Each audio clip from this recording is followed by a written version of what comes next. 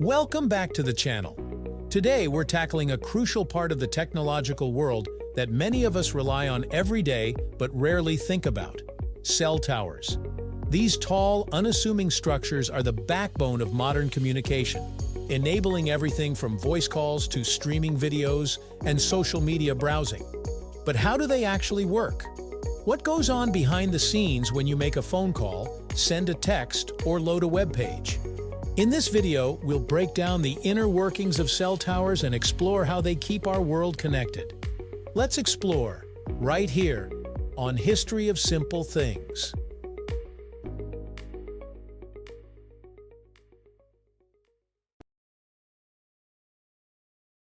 Let's start with the basics. At its core, a cell tower is part of a larger system known as a cellular network, which divides geographic areas into small regions called cells.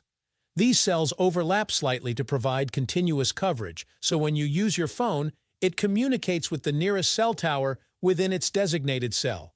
This setup allows mobile phones to stay connected to the network even as they move from one cell to another. In fact, that's why we call them cellular phones in the first place, because they rely on these interconnected cells to maintain your connection.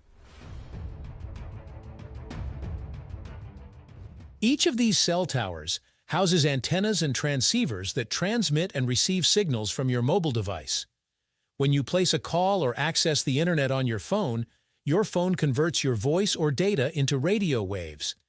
These radio waves are then sent to the nearest cell tower, which picks them up using its antennas. The tower then sends your information to the core network, which routes it to its intended destination, be that a phone call, text, or data request. From start to finish, this process happens almost instantaneously, allowing us to communicate in real time, no matter where we are. Now let's take a closer look at what goes into a cell tower. Though the antennas on top of the tower get all the attention, the real magic happens in the equipment shelters or cabinets located at the base. These shelters contain crucial hardware like signal amplifiers, base stations, power supplies, and more. Together, these components process the signals received by the tower and ensure that they're transmitted accurately across the network. They also manage important tasks like directing signals to other towers, allocating resources, and making sure your phone remains connected to the network without interruption. So how exactly does your phone know which tower to connect to? The answer lies in something called a cell, the geographical area that each tower serves. These cells vary in size depending on the location. For example, in a densely populated city, cell towers cover smaller areas to accommodate the high number of users, while in rural areas where fewer people are trying to connect, the cells can be much larger. No matter the size, each cell is typically split into 3 sectors, which are pie-like slices radiating out from the tower. Each sector has its own dedicated antenna, allowing the tower to serve multiple users simultaneously while minimizing interference. When you make a call or use data, your phone automatically connects to the closest tower within your cell. As you move, say, while driving or walking, your phone continuously monitors the strength of the signals from nearby towers. When it detects a stronger signal from a different tower, the network performs a process known as a handoff. During a handoff, your connection is transferred from one tower to the next without interrupting your service. This is what allows you to move freely without dropping calls or losing your data connection. However, handoffs aren't always seamless. In areas with poor coverage or where towers are far apart, you might experience dropped calls or slower data speeds during a handoff. Now that we understand the basics of how cell towers work, let's take a step back and consider the role of frequencies. Cell towers communicate with phones using radio frequencies. These frequencies are divided into bands, with each carrier owning a specific set of bands they use for communication. Generally, lower frequencies, like those in the 700 MHz range, can travel farther and penetrate buildings better, making them ideal for providing coverage in rural areas. Higher frequencies, such as those in the 2.6 GHz range, offer more bandwidth, which is crucial in urban environments where many people are using data simultaneously.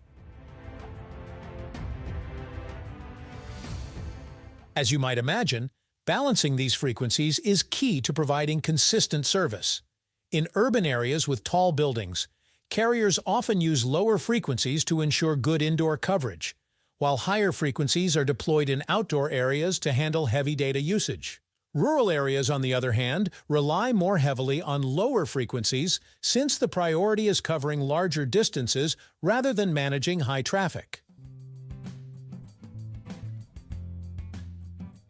One of the most exciting developments in cellular technology is the advent of 5G, or fifth-generation cellular technology, promises to deliver faster data speeds, lower latency, and higher capacity than previous generations. To achieve these impressive feats, 5G networks rely on a mix of traditional cell towers and smaller structures called small cells. Unlike the towering structures we're used to, small cells are often mounted on utility poles or buildings, providing more localized coverage in high-traffic areas like downtowns, stadiums, or airports. These small cells are particularly important for 5G because 5G uses millimeter wave frequencies, which are much higher than the frequencies used by 4G or 3G. While millimeter waves can carry more data, they have a much shorter range and struggle to penetrate obstacles like buildings or even trees. As a result, 5G networks require a denser deployment of small cells to ensure consistent coverage and high speeds. The result is a network that can support not just faster downloads, but also emerging technologies like virtual reality, autonomous vehicles, and the Internet of Things.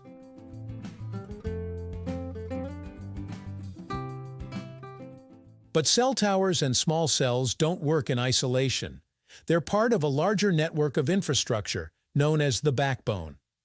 The backbone is a vast system of fiber optic cables and microwave links that connect cell towers to the Internet and other global networks. When you send a text or browse the web, your data doesn't just bounce between local towers, it travels over the backbone to reach the wider Internet. This backbone is responsible for moving massive amounts of data quickly and efficiently, making it a crucial part of any cellular network. In conclusion, cell towers are an integral part of the modern world, enabling the seamless communication and connectivity we've come to rely on. From voice calls to video streaming, mobile networks depend on these towering structures to deliver data and keep us connected, no matter where we are. As technology continues to evolve, cell towers will remain at the heart of our communications infrastructure, supporting everything from the smartphones in our pockets to the smart cities of the future.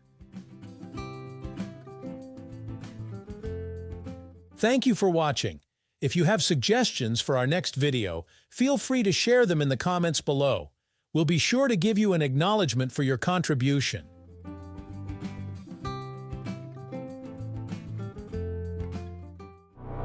Thank you for joining us on this journey through the history of simple things. Don't forget to like, subscribe, and stay tuned for more stories woven through the smallest details.